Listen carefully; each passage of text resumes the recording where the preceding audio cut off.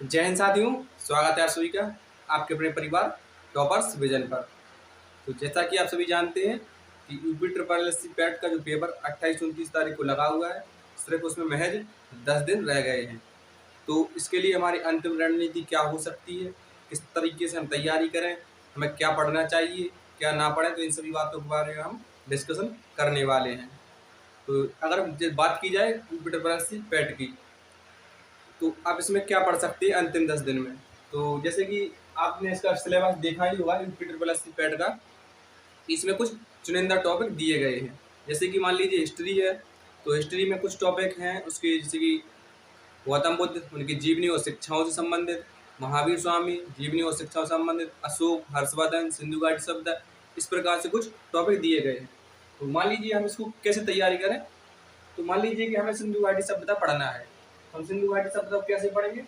हमने कोई टॉपिक उठाया, हमने उठाया सिंधु घाटी सभ्यता। सिंधु घाटी सभ्यता हमारा टॉपिक है। तो हम इसको कैसे तैयार करें। इसको तैयार करने के लिए हम क्या करेंगे, हम जो भी आपके पास अवेलेबल हो, इसके नोट्स हो, किताब हो, जो भी आपके पास हो, तो आप क्या करिए, कुछ सिंधु घाटी सभ्यता है इससे रिलेटेड जितने भी प्रश्न बन सकते हैं आप उन पर कमांड कर लीजिए, और उससे संबंधित जो भी आपके नोट्स वगैरह हैं आप उनको पढ़ लीजिए। इससे बाहर आपको कुछ भी पढ़ने की आवश्यकता नहीं है। यहाँ से आप सिंधु घाटी सभ्यता पढ़ लेंगे। इसी प्रकार से आपका टॉपिक दिया हुआ है हर्षवर्धन, आपको सिर्फ हर्षवर्धन ही पढ़ना है, उससे अलावा आपको कुछ भी एक्स्ट्रा नहीं पढ़ना है। आप ये नहीं है कि आप मैं ये भी पढ़ लूँ, मैं ये भी पढ़ लूँ, ये भी पढ़ लूँ, तो आपको इस प्रकार से नहीं करना है। सिर्फ आपको जितने टॉपिक दिए गए सिर्फ आप उनको ही पढ़ लीजिए, और आप कुछ भी एक्स्ट्रा पढ़ने की कोशिश मत करिए। यहाँ पर अंतिम 10 दिनों में क्या होगा, अंतिम 10 दिनों में उम्मीद है कि यहाँ तक आपने बेहतरीन पढ़ा होगा अभी तक। तो अब जो अगले 10 दिन हैं इसमें आपको कुछ भी नया नहीं पढ़ना है, सिर्फ आपने जितना पढ़ा हुआ है आप सिर्फ उसी का ही रिवीजन करें। आप क्या करें, जैसे कि आपने सिंधु घाटी सभ्यता पढ़ा तो आप सिर्फ इसका रिवीजन कर लें। इसके अलावा जो आपका जैसे कि गौतम बुद्ध है टॉपिक, गौतम बुद्ध आपका टॉपिक है, इसके लिए सिर्फ आप इसका रिवीजन करें। आप मैक्सिमम टाइम इसका रिवीजन करें। आप इसके अलावा आप ये ना सोचें कि मैं इसका हमारा ये भी छूट कर, आपने जितना पढ़ा है बेहतरीन पढ़ा है, आप सिर्फ इस पर रिवीजन करते रहें। आपका जो 10 दिन का टाइम है, आप इसमें कुछ भी एक्स्ट्रा नहीं पढ़ना है, आपको सिर्फ आपको इसमें रिवीजन करना है। तो आप इस प्रकार से जो भी आपके टॉपिक हैं आप इनको पढ़ लीजिए और मैक्सिमम टाइम इसका रिवीजन करते रहिए। अब जैसे बात करें कि हमारा मैथ है, तो मैथ को किस प्रकार तैयार करें। अब मान लीजिए कि मैथ है, मैथ में से हमारा कोई टॉपिक है औसत, औसत है, परसेंटेज है, कई सारे टॉपिक दिए गए हैं, फ्रैक्शन है, पूर्ण संख्या है, इस प्रकार से हमारे टॉपिक दिए गए हैं। मान लीजिए कि हमने कोई टॉपिक उठाया औसत, तो हम औसत को किस प्रकार से तैयार करें। आपने उम्मीद है कि यहाँ तक कुछ तो औसत के बारे में पढ़ा ही होगा, आपने पढ़ा है। आप उसका अब जो टाइम बच रहा है 10 दिन का, इसमें रिवीजन टाइम आपका बच रहा है। आप इसमें क्या कर सकते हैं कि आप इसके 25 से 30 सवालों को यहाँ पर बना जाइए। हर एक टाइप का एक एक सवाल आप यहाँ पर बना जाइए और उस पर कुछ रिवीजन कर लीजिए। मान लीजिए कि आपने यहाँ पर औसत की 30 सवाल बना लिए, तो यहाँ पर आपका 80 से 90% आपका औसत कवर हो गया है और इससे बाहर आपका नहीं जाएगा। इसी प्रकार से आपका जो परसेंटेज होगा, परसेंटेज यानी कि प्रतिशतता, प्रतिशतता, तो प्रतिशतता से जो रिलेटेड है इससे आप मैक्सिमम 30 से 40 सवाल यहाँ पर बना जाइए। तो आपके इससे जो भी सवाल बनेंगे इससे बाहर नहीं जाएंगे। मैक्सिमम आप इसमें 30 से 40 सवाल हर एक टॉपिक में बना जाइए। आपका मान लीजिए कि आपका जो टॉपिक अगला है सर्विस एंड इंडस्ट्रीज, आप इसमें 30-40 प्रश्न बना जाइए। तो आपका हर एक चीज़ की प्रैक्टिस हो जाएगी, हम किस तरीके से हम आपको इसमें करना है। इस प्रकार से आपका जो मैथ होगा, मैथ की आपकी रिवीजन हो जाएगी। अब बात करें कि जैसे कि अगर मैं आपकी जगह होता तो मैं किस तरीके से तैयारी करता। मेरा भी सेम इसी पैटर्न पर रणनीति चलती। हमारी रणनीति क्या होती, तो हमारी रणनीति इसी प्रकार से होती। सबसे पहले हम क्या करते, हिस्ट्री का टॉपिक देखते कि उसमें कौन कौन से टॉपिक दे रखे हैं। उसमें टॉपिक दे रखे हैं जैसे कि सिंधु घाटी सभ्यता है, हर्षवर्धन है, अशोक है। इस प्रकार से हम उसमें पहले सिलेबस में टॉपिक को देखते कि टॉपिक उसमें क्या दे रखे हैं। उसमें टॉपिक देखने के बाद हम क्या करते, उन टॉपिक से रिलेटेड जितने भी फैक्ट बन सकते हैं उन सभी को फैक्ट्स को पढ़ते, अपन हमारे जो भी नोट्स थे उन सभी को पढ़ते। इसके अलावा हम कुछ भी नया नहीं पढ़ते। इतना करने के बाद हमारा हिस्ट्री, ज्योग्राफी में टॉपिक दे रखे, मतलब कि हर एक सब्जेक्ट में आपके टॉपिक यहाँ पर दे रखे हैं। तो जितने भी टॉपिक दे रखे हैं आपको उनसे रिलेटेड सब हर एक कुछ पढ़ जाना है। उससे बाहर आपको कुछ भी नया नहीं पढ़ना है। अगर आपसे करंट अफेयर्स की बात कर ली जाए, करंट अफेयर्स में हम कितने महीने का करंट अफेयर्स तैयार करके जाए, तो करंट अफेयर्स आप कर लीजिए, जून का कर लीजिए, जून, जुलाई, अगस्त और आप यहाँ पर सितंबर, आप इन 4 महीने का करंट अफेयर्स कर लीजिए।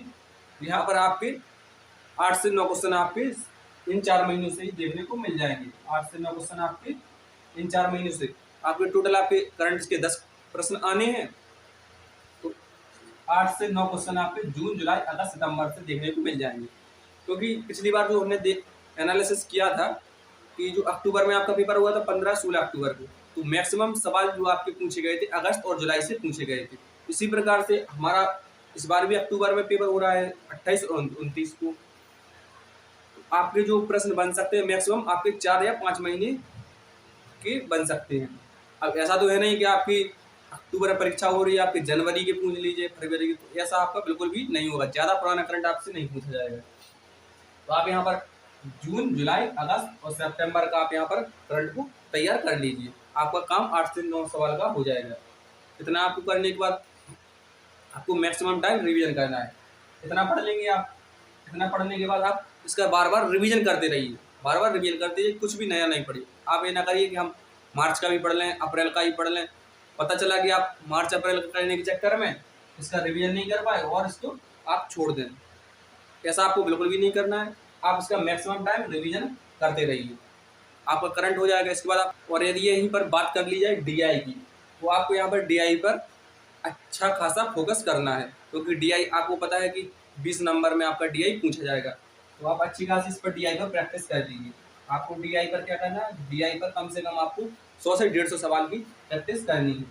उम्मीद है कि यहाँ तक आपने कुछ सवाल प्रैक्टिस किए भी होंगे, लेकिन आपके अंतिम 10 दिन बच रहे हैं, इसमें आप कम से कम डीआई के 100 से 150 सवाल आप यहाँ पर बना लीजिए, ताकि आपकी हर एक प्रकार की आपकी यहाँ पर प्रैक्टिस हो सके। जैसे ग्राफ तालिका, ग्राफ वाले हो गए, तालिका, बार ग्राफ, इस प्रकार से आपके जितने भी सवाल डीआई से संबंध बन सकते हैं, आपके हर एक सवाल की प्रैक्टिस यहाँ पर हो जाए। तो आप कम से कम डीआई की 100 से 150 सवाल यहाँ पर आप बना लीजिए। इससे बाहर आपका कुछ भी नहीं जाने वाला है, हो जाएगा। इसके बाद आप स्ट्रेटेजी के टॉपिक देखिए। स्ट्रेटेजी में क्या क्या टॉपिक दे रखे हैं, आपके जो भी टॉपिक दे रखिए उनसे रिलेटेड आप जितने भी फैक्ट बन सकते हैं उन सभी को आप पढ़ लीजिए और मैक्सिमम टाइम रिवीजन करते रहिए।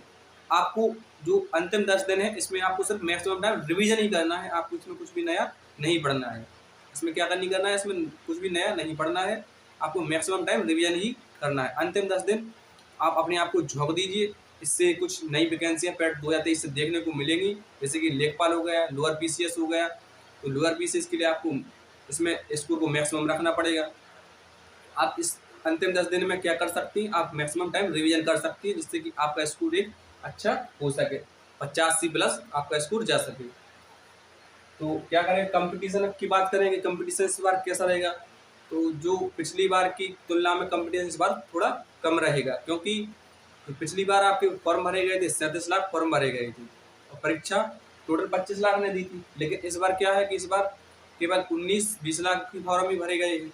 इसमें से क्या होगा कि 2-3 लाख तो बच्चे वैसे भी छोड़ देंगे परीक्षा। तो मतलब यहाँ पर अनुमान जो है, अनुमान होगा 16-17 लाख का इसमें अनुमान होगा कि इसमें प्रेजेंट आएगी। इसमें प्रेजेंट 16-17 लाख की अनुमान है कि इसमें आएगी। इसमें कंपटीशन थोड़ा कम रहेगा, लेकिन आप इसमें जो आप अपनी तैयारी को धार दे सकते हैं, आप इसमें रिवीजन बार बार करते रहिए। ये रही थी हमारी रणनीति। यदि आपको इसमें कोई भी सुझाव आप हमें दे सकते हैं तो आप हमें कमेंट करके माध्यम से बता दें। और यदि आपको UPSSC पेट से संबंधित कोई भी कंटेंट आपको चाहिए तो आप हमें कमेंट करके इस वीडियो में बताएं, तो हम आपको कुछ कंटेंट आपको प्रोवाइड करा देंगे। और इसका जब जो इसका पेपर होगा 28 और 29 तारीख को, उसका जब 28 तारीख को पेपर होने के बाद हम आपका इसका तुरंत एनालिसिस लेकर आएंगे। तो इसका हम आपको एनालिसिस भी कराएंगे, first, second, third and fourth shift का, चारों शिफ्ट का हम आपको एनालिसिस भी कराने वाले हैं। तो जुड़े रहिए हमारे टॉपर्स बैंक के साथ। तो मिलते हैं अगली वीडियो के साथ, तब तक के लिए जय हिंद, जय भारत। और आपके लिए हमारी टॉपर्स विजन यूट्यूब चैनल की तरफ से आपको बहुत बहुत शुभकामनाएं कि आप एग्जाम में अच्छा स्कोर हासिल करेंगे। तो मिलते हैं अगली वीडियो के साथ। जय हिंद, जय भारत।